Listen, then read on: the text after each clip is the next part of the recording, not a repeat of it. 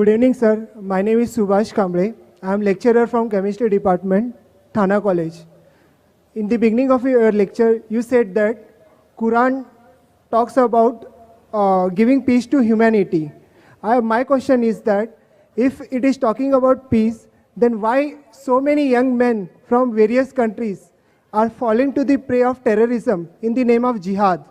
What is the concept of jihad? Thank you, sir. The brother asked a good question, that if Islam and Quran speak about peace to humanity, then how come there are so many young Muslims and other Muslims from different countries who are fighting and who are talking about jihad? What is the concept of jihad?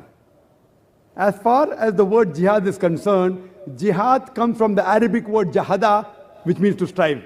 It means to struggle. So jihad basically means to strive against struggle. Jihad does not mean holy war.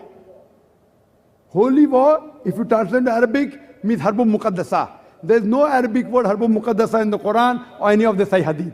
This is a mistranslation by the media and the Orientalists. There is no holy war. Jihad does not mean holy war. Jihad means to strive, to struggle. Furthermore, in Islamic context, it means to strive and struggle to improve the humanity. It means to strive and struggle to bring peace in humanity. It also means to strive and struggle in the battlefield in self-defense. It also means to strive and struggle against oppression. Jihad basically means to strive and struggle.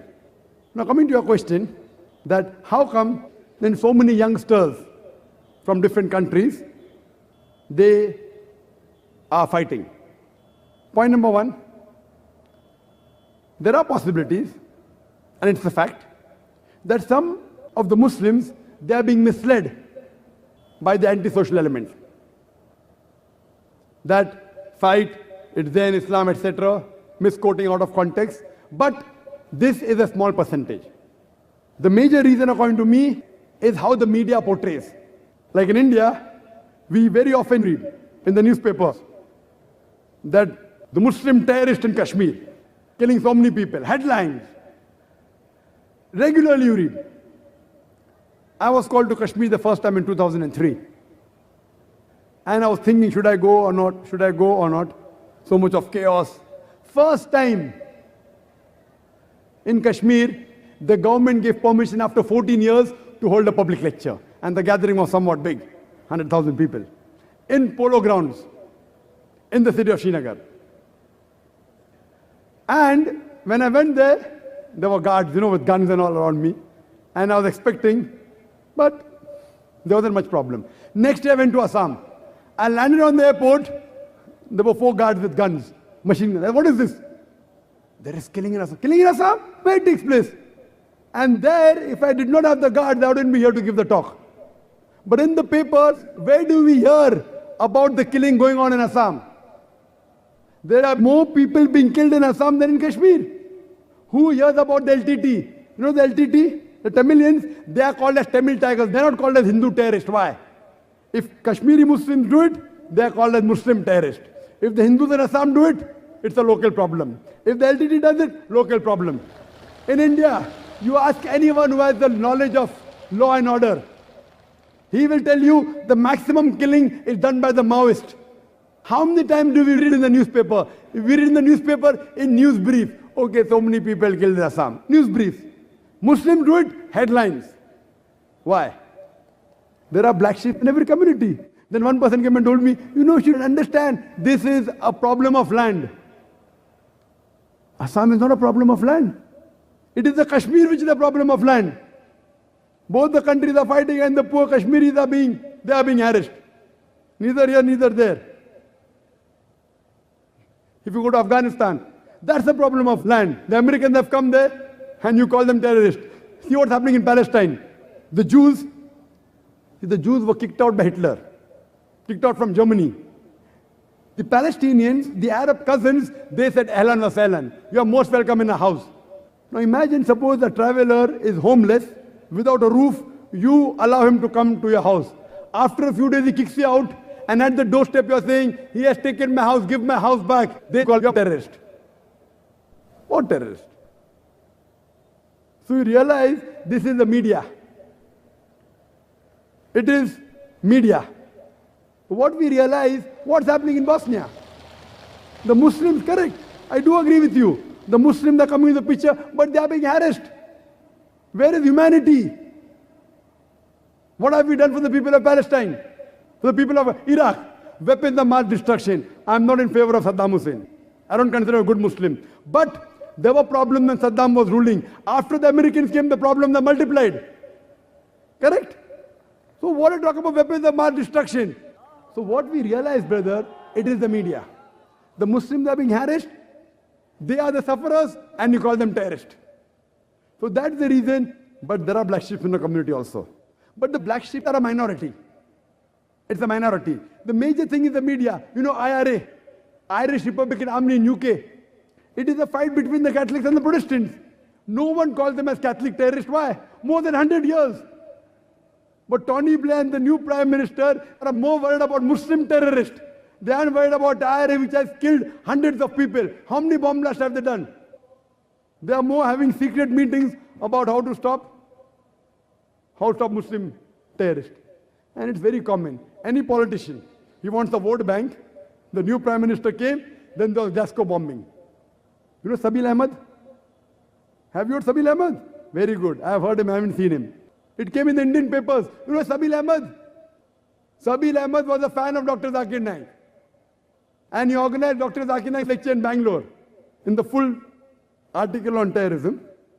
Then they talk about Sabil Ahmed. Then they talk about Dr. Zakir Naik. Why? Because Dr. Zakir Naik is popular. Article will carry more weight. Then they continue saying that Dr. Zakir Naik, however, is vehemently against terrorism. They include my name in the article. You know the issue of Lal Masjid in Pakistan. CDs were found of Dr. Zakir Naik. So you should be happy. When the Indian press is saying Dr. Zakir Naik is against terrorism, you should be happy that Sabil Ahmed has my DVDs. You should be happy that Lal Masjid has my DVDs. If I'm against terrorism, so you should realize that maybe there were tens of thousands of Muslims who had done terrorist act. Because they are my fans, they have stopped doing terrorism. Because if a person is sick, he has to go to a doctor. Correct? So you can't say that sick people are going to the hospital. A sick person should go to the hospital. So if you assume that these are terrorist organizations and they're hearing my lectures, the Indian government should be happy. When Dr. Zakir Naik speaks against terrorism, they should be happy that these people are listening to me. I may not be able to convince everyone, but at least quite a few I'm convincing. But in the article, they write my name for weightage.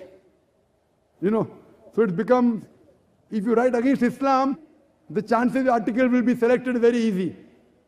And that's common. Same with Kushwant Singh. You know Kushwant Singh? Now his age is 94. Year before last he wrote an article against me. Couple of weeks back in November he wrote an article against me.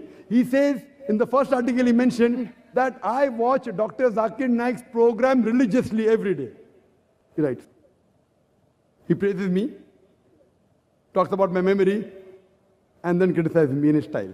Again he wrote an article that in Delhi there was a book exhibition and the hot seller was Dr. Zakir Naik's book on answers to the 20 common questions asked by non-Muslims. Oh, that person has fantastic memory, blah, blah, blah, blah. But I will reply to 4 of his questions. And he replies to pork, to alcohol, to polygamy, as well as parda, hijab. And you read the article.